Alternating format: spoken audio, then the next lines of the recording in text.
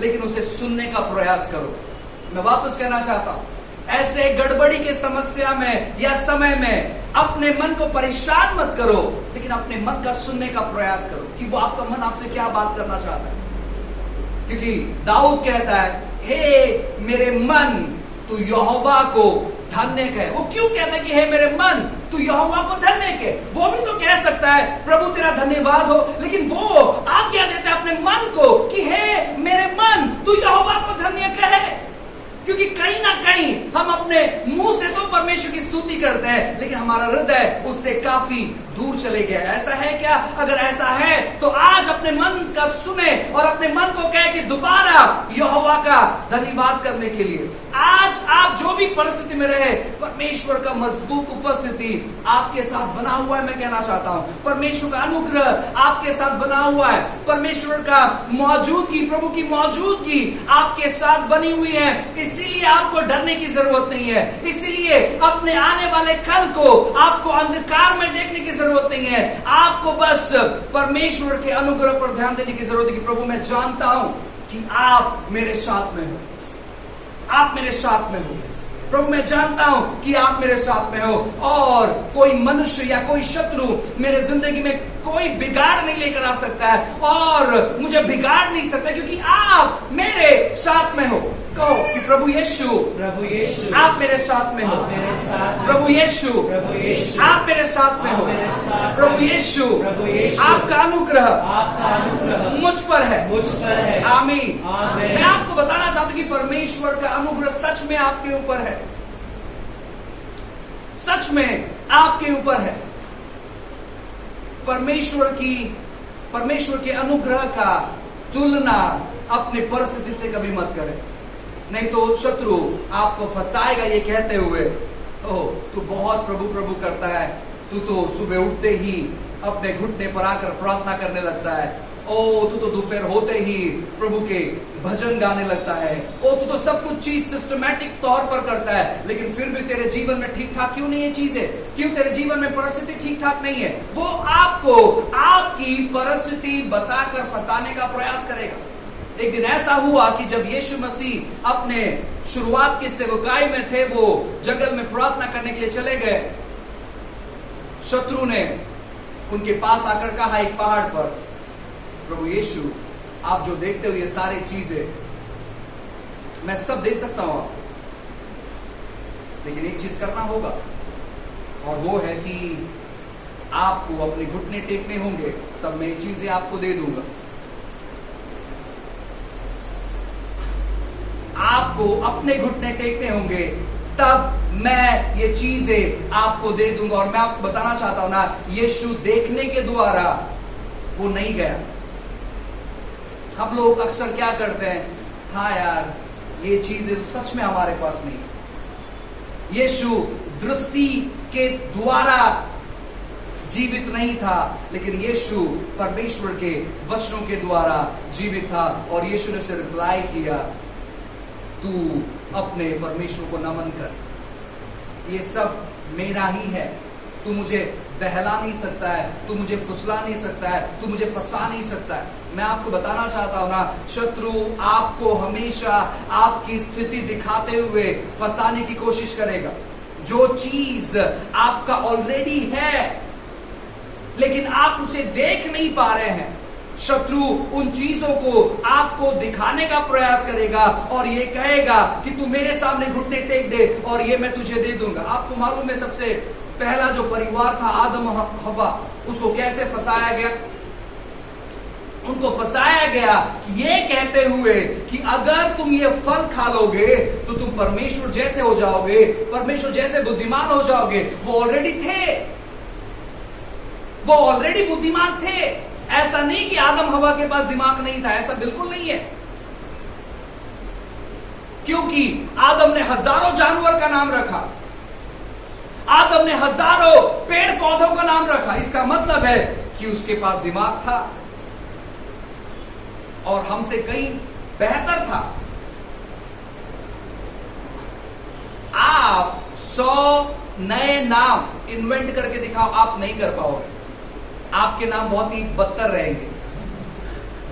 आप मुर्गे को शेर बना दोगे और शेर को बिल्ली बना दोगे, ऐसे आपके नाम रहेंगे। आप प्रयास करके देखो, आप अपने घर पर जाओ, एक डायरी लो और 100 नए नाम जो आपने कभी सुना नहीं है, जो आपने कभी पढ़ा नहीं है, ऐसे 100 नाम आप लिखो।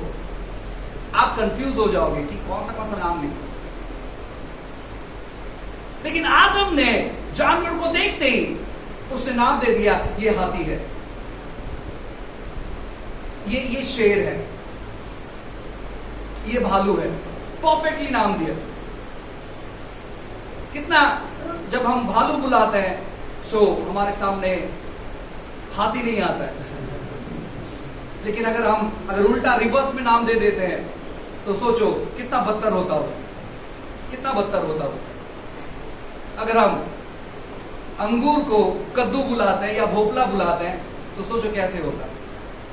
सो आप 100 नए नाम इन्वेंट नहीं कर सकते। उन्होंने 1000 नाम इन्वेंट किया, वो हूबहू परमेश्वर जैसे थे, लेकिन शत्रु ने आकर क्या कहा मालूम है? अगर तुम ये फल खा लोगे तो तुम हूबहू परमेश्वर जैसे हो जाओगे। उनको उनकी ही चीजों को दिखाते हुए, उनकी ही चीजों को बताते हुए वो फंस गए। शत्रु ने उनकी ही चीजों को उनको बताया और उनको फंसा दिया। शत्रु हमेशा आपकी चीजों को ही आपको दिखाता है और वो आपको फंसाने का प्रयास करता है। उसके फसावट में कभी मत आओ। बड़े बड़े लोगों ने ये मिस्टेक किया, बड़े बड़े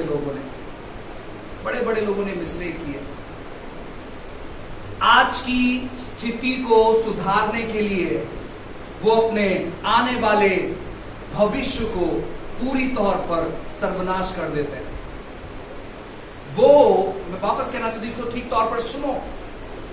आज की स्थिति को सुधारने के लिए, आज की स्थिति में परिवर्तन लाने के लिए, आज की स्थिति को बदलने के लिए वो अपने आने वाले भविष्य को पूरी तौर पर बिगाड़ देते हैं। आज की स्थिति बस बदल जाए, आज की स्थिति संवर जाए, कल का कौन देखा है? बहुत सारे लोग ऐसे हैं। सारा आती अब्राहम के पास और अब्राहम को कहती, अब्राहम, परमेश्वर ने वादा तो किया है, लेकिन मैं बूढ़ी हो चुकी हूं, मैं बूढ़ी हो चुकी हूं और मुझे नहीं लगता है कि उसका वादा पूरा होगा। मुझे नहीं लगता है। वो ये नहीं कहती कि वादा पूरा नहीं होगा, लेकिन मुझे नहीं लगता है। सो एक काम कर, अपने वंशज को बढ़ाने के लिए तुझे शादी करना है दोबारा, और मेरी जो दासी है तू उससे एक बच्चा उत्पन्न कर ताकि हमारा वंशज आगे बढ़े।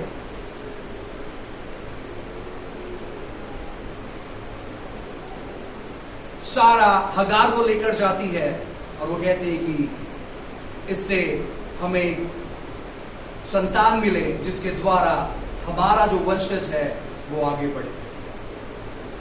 यानी अभी की स्थिति मैं सुधारूंगी, कल का बाद में देख लेते हैं। अब्राहम ने पता नहीं क्यों उसे ना नहीं कहा। अब्राहम ने पता नहीं क्यों उसे ये नहीं कहा कि वेट कर, इंतजार कर, इंतजार कर। हम पुरुष बहुत ही मतलबी होते हैं, बहुत ही मतलबी। और हम क्या कहेंगे मालूम है? पत्नी ने ही कहा था ना। सो हम एक दूसरे पर उंगली उठाने लगते हैं, जिस प्रकार आदम ने उंगली उठाया था अपने पत्नी हवा पर, और हवा ने उंगली उठाया था अपने पति पर, आदम पर, कि इसके वजह से, इसके वजह से, इसके वजह से, और फिर वो दोनों ने उंगली उठाया सांप पर, इसके वजह से।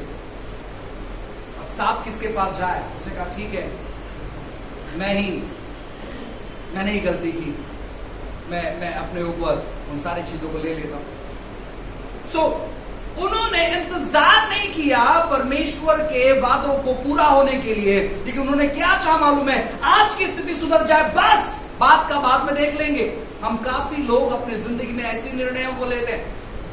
आज की स्थिति सुधारने के लिए आने वाले कल को हम बिगाड़ देते हैं कई बार। आने वाले कल को हम बिगाड़ देते हैं। बस आज कैसे भी कर हमें हमारे घर पर खाना मिल जाए, कल का कौन देखा है। मैं आपको बताना चाहता हूं, अगर परमेश्वर ने आपसे बातें की है तो आप बहुत ही सावधानी पूर्वक उन बातों को पूरा होने का इंतजार करें, उन बातों के लिए प्रार्थना करें, उन बातों को थामे रहे।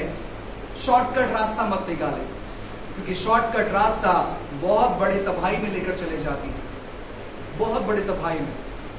लास्ट में सारा को ही कहना पड़ा कि इस महिला को और इसके लड़के को हमारे घर से बाहर निकालो, उसको ही कहना पड़ा।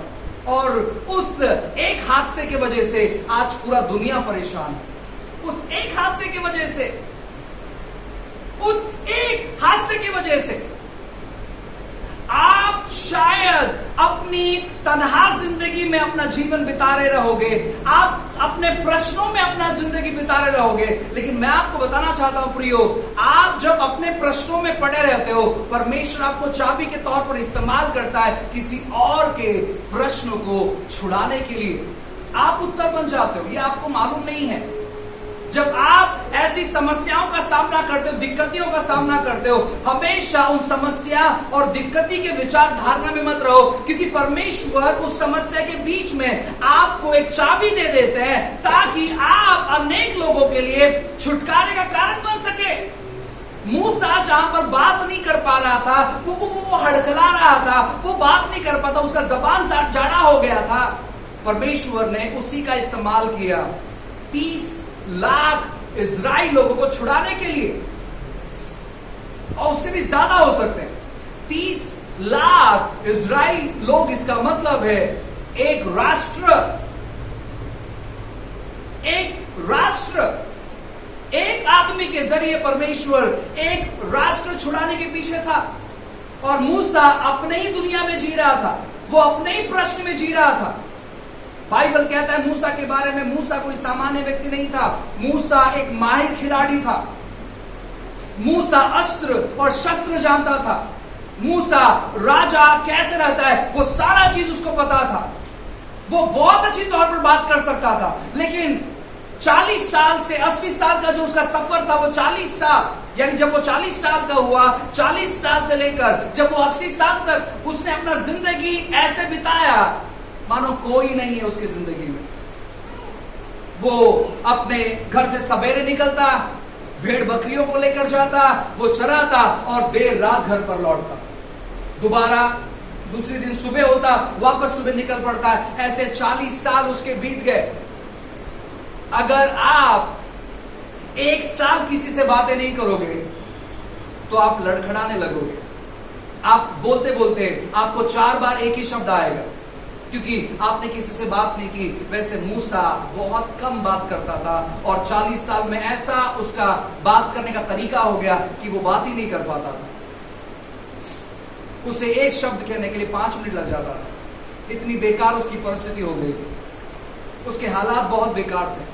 लेकिन परमेश्वर ने क्या किया, जब वो अपने प्रश्नों में फंसा हुआ था, मूसा जब अपने प्रश्नों में फंसा हुआ था, परमेश्वर ने क्या किया, परमेश्वर ने उसी को चाबी बनाया एक राष्ट्र को छुटकारा देने के लिए।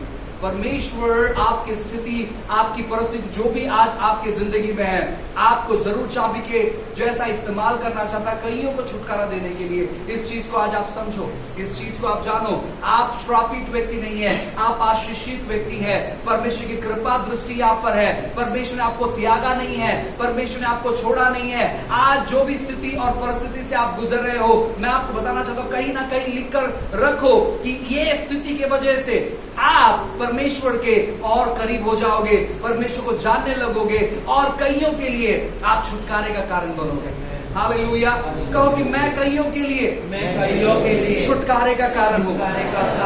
मैं कईयों के लिए छुटकारे का कारण हूँ। मैं आपको बताना चाहता हूँ कि हो सकता है कि आज आपको ऐसे लगता होगा कि कोई तो फरिश्ता बनकर मेरे जिंदगी में आए और वो मेरे जिंदगी में छुटकारा लेकर आए। आप इंतजार करते हो कि कोई तो स्वर्गदूत मेरे घर पर उतरे और मुझसे बातें करे। आप सोचते कोई तो प्रभु का दास मुझ पर भविष्यवाणी करे। आप सोचते कोई तो मेरे सर पर हाथ रखे और मेरे भविष्य को बताए। आप सोचते होंगे कि परमेश्वर आप मुझे सपने के द्वारा आप मुझे बातें करें, दर्शन देकर आप मुझसे बातें करें। आप ऐसे बहुत सारी चीजें सोचते होंगे, लेकिन मैं आपको बताना चाहता हूं ना प्रियो, परमेश्वर ऐसी चीजों का इस्तेमाल करेगा और वो आपको लेकर जाएगा किसी व्यक्ति की जिंदगी में छुटकारा करने के लिए।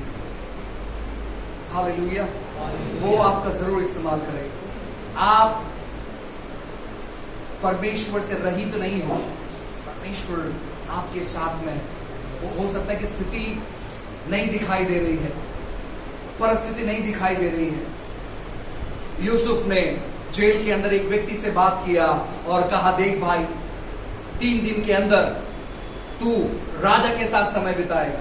जिस राजा ने तुझे जेल के अंदर डाला वही राजा के साथ तू समय बिताएगा। लेकिन इतना करना कि जब तू राजा के उपस्थिति में खड़ा होगा तू मुझे याद रखना, राजा से मेरी सिफारिश करना, राजा से कहना कि ऐसा कोई व्यक्ति जेल के अंदर है जिसने कहा 3 दिन के अंदर मैं राजा से मुलाकात करूंगा। राजा सच में 3 दिन के अंदर मैं तुझसे मुलाकात कर रहा हूं, प्लीज आप उस व्यक्ति को जेल से बाहर निकाले।